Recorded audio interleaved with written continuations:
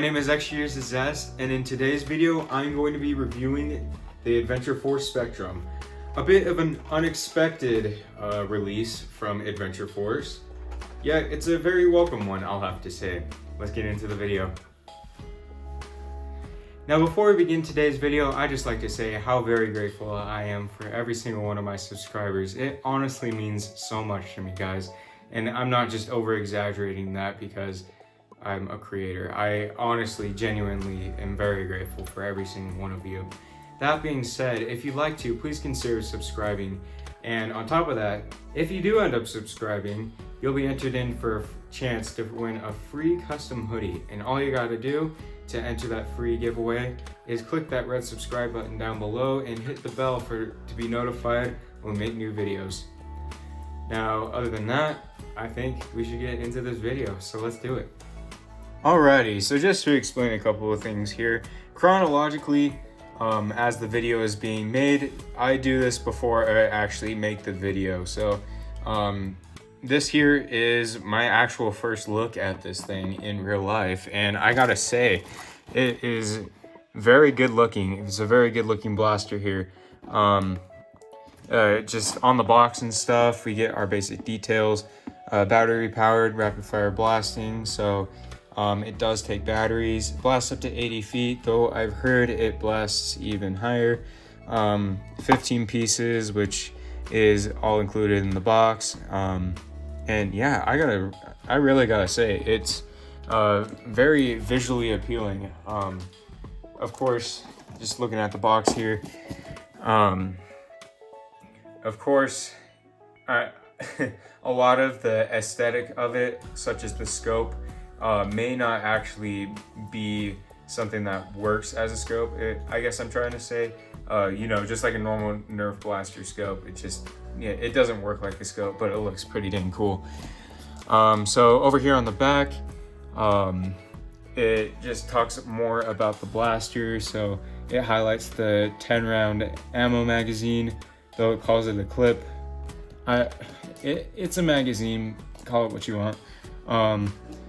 It also shows right here, modular tactical blaster, multiple configurations. So this is almost like the NERF Elite series, or like even modulus. I don't know if Adventure Force is necessarily that customizable, but at least, hey, I guess what the blaster actually does counts more than how it actually looks. NERF. So it also just highlights all the individual pieces. So yeah, let's get this thing open. Alrighty, so as already mentioned earlier, everything included with the blaster is what comes on it, plus the darts. So we get everything we see here, plus 10 of these standard Adventure Force waffle darts, which honestly, I gotta say, I really love these things just because they're so dang cheap. You can get like 100 of them for like $10. So I totally recommend getting those over just standard NERF darts and stuff. All right, so looking over this blaster, like I said earlier, it has a very nice look to it. Overall aesthetics look very, very good. So something I'm noticing here is that the flywheels, I'm gonna try to get a better view on this thing, sorry. The flywheels have some kind of vent things. So at least the motors do. Correct me if I'm wrong there. And then I thought that was kind of interesting. Looking in the back here, what's nice is that we have an adjustable stock, which also pulls off. So there's 4 lengths that you can adjust it to. I'll probably need the highest one. And I guess all we need to do here is slap some batteries in there real quick. Alrighty, so opening up the hatch, you'll see that you only need 4 AA batteries, which is very nice. I believe that's the same for the Strife. Oh wait, no, we need 6. Whoops. I guess we need 6 AA batteries. I'm not entirely sure if that's how many the Strife needs, but I haven't used a Strife in forever, and the one that I actually got it for my friend, it didn't work, so I just wanted to see how the insides work. I just don't remember how much it took. But you know, 6 AA batteries is better than like 4D batteries, so I just gotta say that. So we're gonna tighten up the lid here. Hopefully that's on all good. Yep. Alright, so it sounds like it's got pretty decent power for a motorized blaster, but I guess the only way that we gotta test that is through our pain rating and then out on the range. Now before we do our tests and stuff for how it actually performs, I just want to make sure that I got all the details covered for what this blaster actually has to offer. So up here in the front, you have your grip. I'm not exactly sure what to call it here. But it's nice because you can carry it like this or like that. And honestly, for like a decent sized hand, it's still pretty comfortable. As for the grip itself, for the actual trigger and stuff, it's a very, very decent sized grip. Of course, we have our rev trigger since this is a motorized blaster, and then our magazine release. I like these magazine releases better than what NERF usually has to offer. NERF, here, let me try to pull up another blaster here. The regulator, my bad. The regulator here, that is our magazine release right there. And I guess it's kind of just a, I don't know, minimize? I'm not entirely sure, but I guess it kind of makes sense for this blaster at least, because the magazine is all the way up here in the front, and it would be kind of awkward to have some kind of little hinge thing right here. You wouldn't be able to really utilize that too well. Anyways, once you take the magazine out, actually, you can remove the front grip, which is pretty nice. Up here in the back, we have an adjustable stock, which honestly, I'm a big fan of this. As far as I know, NERF hasn't really offered something like that, except for maybe in a modulus blaster. Correct me if I'm wrong, but the fact that it's adjustable with this and in the Nexus Pro makes it probably one of the best things, just because it allows both younger and older users to use it. So at least for me, I would probably put it on the highest setting, and it's still very comfortable. And then if my little sister wanted to play with it, she can do that. Even that is like somewhat comfortable. I'm not a big fan of crunching my face up right there, but you know what, the overall ergonomics of this thing is very, very good. It looks like a very clean blaster. The front here looks super futuristic. Right here on the side, we have our unjamming door. Very nice if you need to be able to reach in there at all. And what's interesting is, let's see here. I did this earlier, actually. I was able to put in a NERF, or not a NERF magazine, just a regular magazine. I guess it's not doing it that time. Well, I was able to actually use the trigger like that, but apparently it was locked. Maybe it just has to be revved. But you can kind of see right there just the pusher. I'm not sure what these technical terms are. I'm just gonna call it basically what it is. A pusher that feeds it into kind of like a white looking flap here, so it just aligns the dart and sends it into the flywheels, which is really cool. I don't know if I already covered the fact that the flywheels here have little vents, at least the motors do, which is kind of cool. Yeah, so, oh, last thing to talk about, the sight.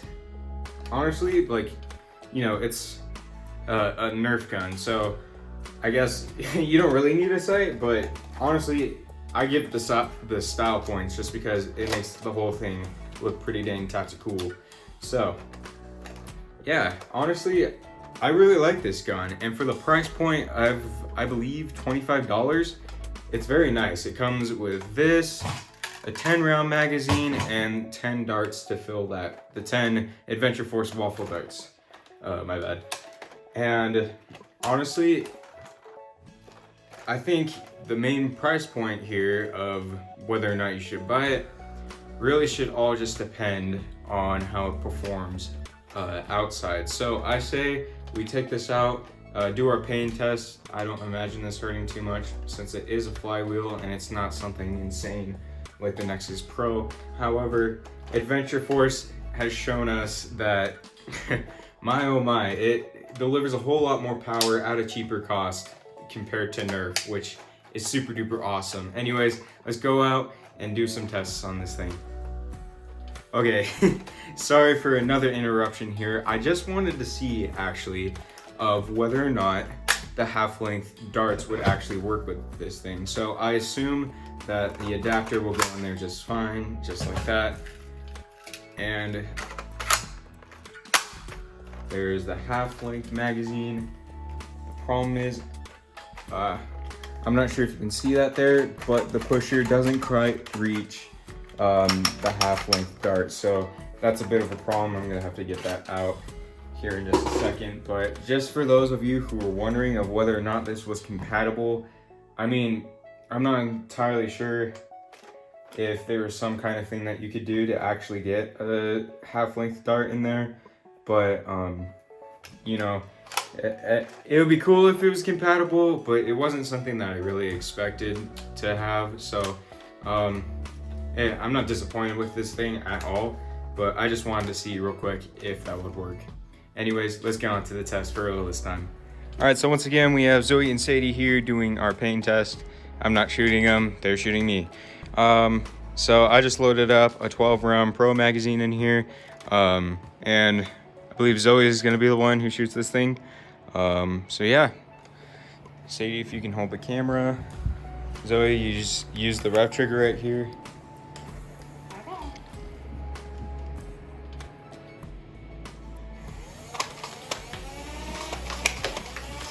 Why are you hitting for my butt?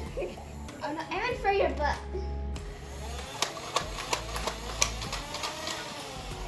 So a couple of those actually, like, they didn't hurt super bad, but they stung just a tiny bit.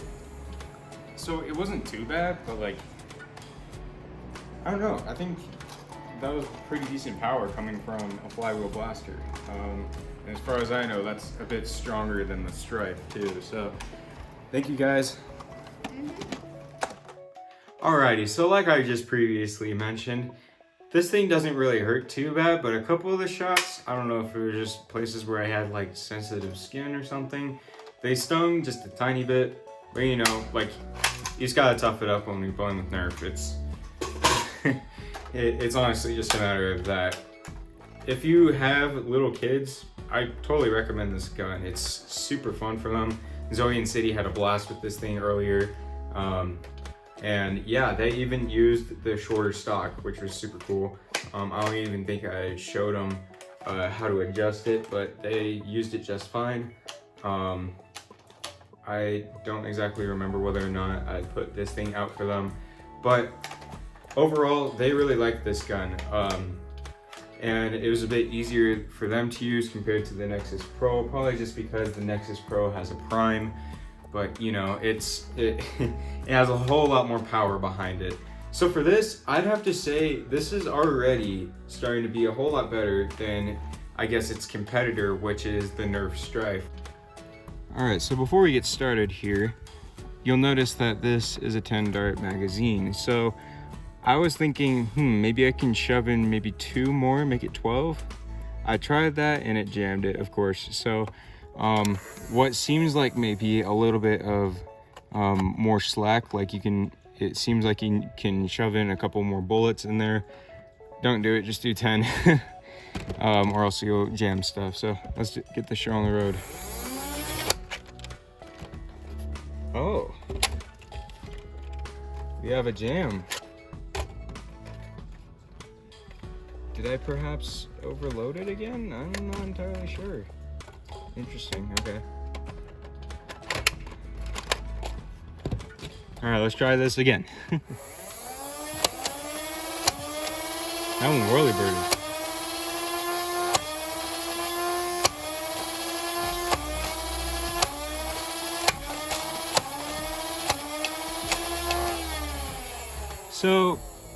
I think at full, like fully charged, I guess is what I'm trying to say here.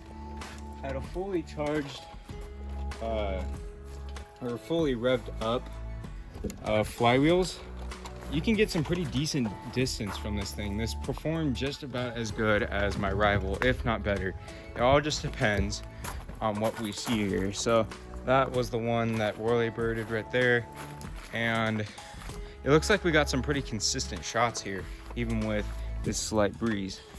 So that was our shortest other than the whirly bird one. You'll see here that all our shots have been quite consistent, which is very, very nice. Man, it's like a jungle out here. So yeah, very consistent shots. I gotta say,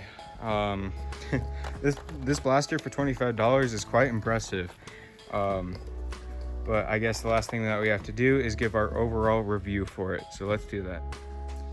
My, oh my, I really have to say that Adventure Force is really headed in the right direction with their blasters here. Now this, it may not seem like much, but coming from a kid who used to think Adventure Force was the knockoff NERF, and you'd be surprised, a lot of people do believe that still. Coming from a kid like me who used to think that NERF was like up above something like this, and how this totally trashes something double the price, such as the regulator right here, which cost me $50 back in 2018. I really have to say that they are headed in the right direction here. And I think those of us who are in the dart flinging hobby know that Adventure Force is starting to outperform NERF, and NERF has just been downgrading all these years. Now, Rival still holds its value, of course, but man, I gotta say, if you end up buying an Adventure Force gun, I can guarantee that it'll perform a whole lot better than a whole bunch of the NERF blasters that you'll see out on the shelves. Now, for $25, I gotta say this thing holds its value very, very well. You get pretty decent customization here. I still haven't entirely figured out how to take, oh, there we go. I wasn't entirely sure how to take off the scope there. It looks kind of cool without it, almost like a railgun or something. Yeah, like I said, decent customization, very user-friendly. Only 25 bucks compared to, let's see, what would it compare to? Strife, the NERF Strife, which is a very popular blaster. I really have to say that this thing holds its value very, very well. And not to mention, like I said earlier, it performs a whole lot better than everything you see on the shelves these days. And I believe that that is the step that Adventure Force is trying to take here. Like, they are starting to do a very, very good job with how they're doing things here. And I believe, I'm not entirely sure here, but Lord Draconial, the YouTuber I like to watch, who does also a lot of NERF reviews and stuff, he is also starting to collaborate with Adventure Force as far as I know, so he could also potentially be putting in good word for something like the Nexus Pro. And man, the biggest difference between Adventure Force and NERF is that Adventure Force listens to its consumers, and listen, they have like I don't know if I mentioned this in the video earlier, but an adjustable stock, you know, for a bit of a bigger kid like me, it's very, very nice. You can make it a smaller one if you wanted to, just like for a smaller kid. And I gotta say, this is a solid, I would have to say, 8 out of 10. Now, it's not exactly God tier like the Nexus Pro, but it still holds its value like any other Adventure Force blaster. Like, it does a freaking good job of what it's supposed to do. Like, of course, it's not gonna be some crazy powerful thing like the Nexus Pro, which of course is the premium product, which is 50 bucks. Like, I mean, man, I still recommend buying one of these if you can find one. They're flying off the shelves like crazy.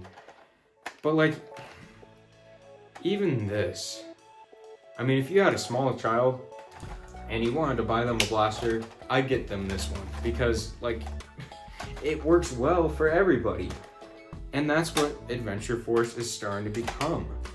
Like, and I could be wrong here, but I feel like all this time I've been missing out on what Adventure Force had to offer when I was so stuck on buying stuff like a Nerf rival, like the Chaos, I believe what it was. I can't even remember the names anymore just because I haven't used them in a little while, except for the purses.